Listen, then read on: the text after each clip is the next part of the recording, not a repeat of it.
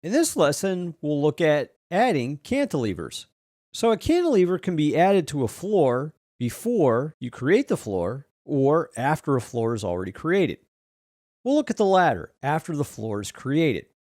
So, we have a floor that exists, and if I zoom in to this upper right wing, I can see the floor extends to the actual beams or the end of the beam itself, but there is no cantilever beyond the beam.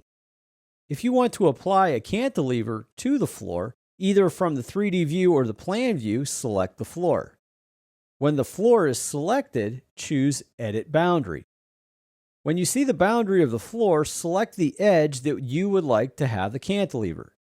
Depending upon the way the floor was drawn, meaning by lines or pick walls, you may have to enter a positive number or a negative number for the cantilever to extrude out in the correct direction.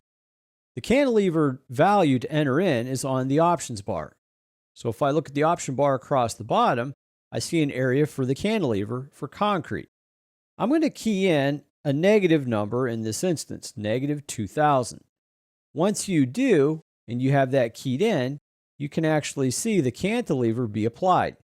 Here, it's projecting out 2000 millimeters. If I were to key in a positive number, it would actually foreshorten the floor, leaving no floor over the structural beams. So again, depending upon how the actual floor was drawn, you may have to enter a positive number or a negative number. Click the green check mark to apply. This will then create the cantilever extending beyond the beams that it was originally aligned with.